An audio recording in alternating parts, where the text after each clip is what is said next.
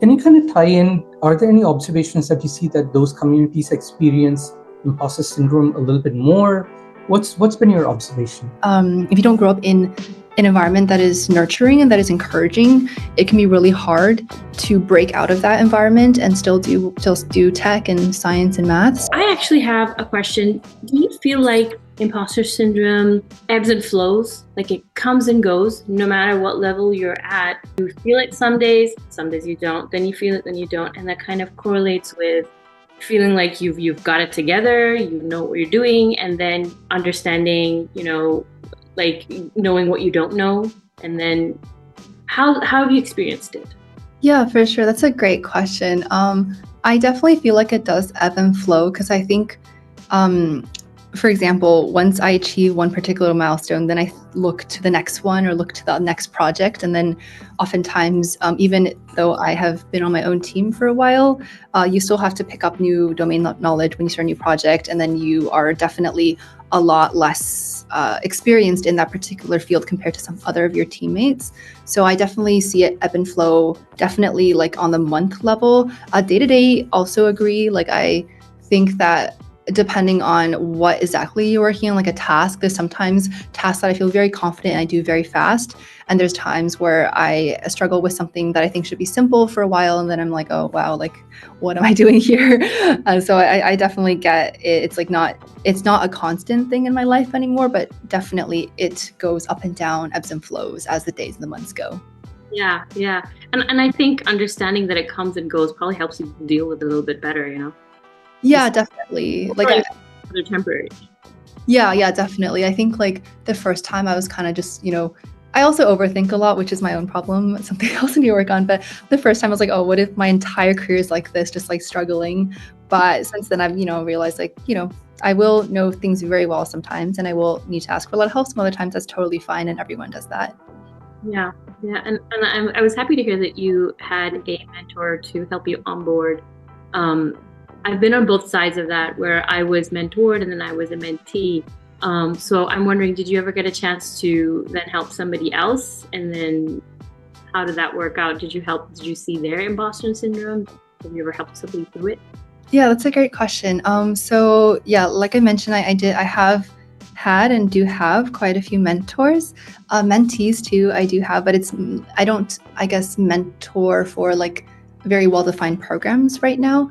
But I have a couple of college students that I will like call and like talk to them about their career journeys and things. And when I was my old team, I was similarly an onboarding buddy for a couple of the new hires as well. So I was able to kind of like mentor as they started their own journey at my company. And I think that was a really rewarding experience because it kind of comes like full circle. Like I definitely felt like, oh, like I used to be in your shoes like only a couple of years ago. And they definitely did also ask the same questions and that I had when I was onboarding onto the stack. And I hope that I did a good job being like please ask all the questions you want. And like there's definitely nothing wrong with it. So yeah, that was a very refreshing experience to be able to mentor like people who were once in my shoes. Yeah, that's cool. It's always cool to mentor people, and I feel like the advice you give other people is sort of the advice you'd want to give yourself in that situation, right? Yeah, for sure. I think definitely being in that position once in one's life makes hopefully the advice more applicable. Absolutely. Yeah, it's almost like I saw this quote where it says the difference between a supervillain and a superhero is, they both have a bad backstory. Like the superhero probably is an orphan, something happened. Supervillain has a battle scar. And the only difference is the superhero says, the world hurt me. I'm going to make sure the world doesn't hurt anyone else. But it's the opposite with the villain. So I think even with imposter syndrome, if you have felt this pain of imposter syndrome, you want to make sure now that no one else feels that same pain. Yeah, for sure. Or I'm not sure I can prevent imposter, but like alleviate the people. Otherwise, I would truly be a superhero.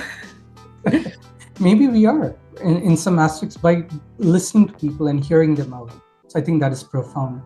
In that same light, I saw in your bio that you are passionate about representing or at least helping underrepresented communities or communities that need help. Can you kind of tie in, are there any observations that you see that those communities experience imposter syndrome a little bit more? What's been your observation? Yeah, for sure. So for context, I've been involved in like teaching and mentoring since I was, I guess, in high school. Like I tutored a lot in high school, and in college, I focused more on computer science initiatives. For example, I tutored local girls in the Bostonian area where I went to college, how to code in Scratch and in Python. I also went to Mexico for another program at my school hosted called like Patronos Hermosos, where I taught girls from local high schools how to program a website. And then also I did a bunch of extracurriculars in university involving CS teaching and tutoring. I also think I tutored SAT at some point, but that's like a bit dissimilar to CS. And then when I entered the workforce, I really wanted to continue that. So I sought out ways in which I could continue the same initiative. So now I've volunteered so I've been at my company for around 4 years. I volunteered for at least 40 events where I have either helped out with resumes for schools that have more people who are historically underrepresented in tech. I've also given panels and volunteered at career fairs as well. So those are some of the experiences I have with doing outreach for the community. Also, I guess personally, I do have a social media channel, and I do post hopefully funny coding comedy sketches, but also informational content occasionally as well. And I hope that by seeing another woman in tech, perhaps that can convince aspiring other people who are starting their CS journey to stick to it and to continue it. I'm a big believer that it's not just like well-defined programs that help. It's also like grassroots and like smaller channels, just people talking to other people that can really inspire and really help women and other underrepresented communities start in STEM and tech. So I also do see imposter syndrome a lot among these communities because for context, like I was very lucky in that even though I am a woman in tech and there's not as many of us as like other people, I did grow up in an environment where like I knew I wanted to study math and science. All the extracurriculars I did were math and science heavy, and I never really felt out of place because of who I was. However, I've talked to so many women who were like dissuaded from studying science because it's like, historically for the boys, for lack of a better, like one girl literally that's like what her mom told her. So she was like, maybe I shouldn't do it.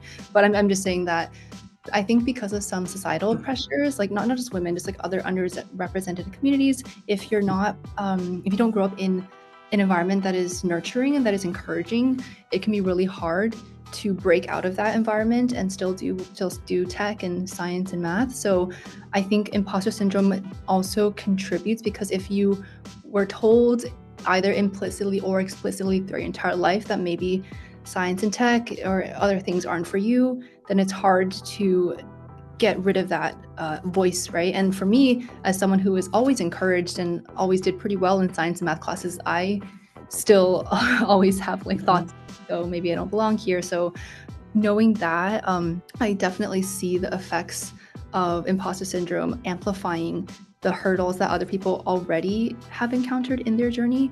So because of that, like my goal is to do what I can personally and through my company to break those barriers and to show people, oh, like, tech is it's a good place to be in, and like anyone can be in tech. You don't have to be like a math genius, which I've heard many times for people who are like, oh, I'm not good enough at math.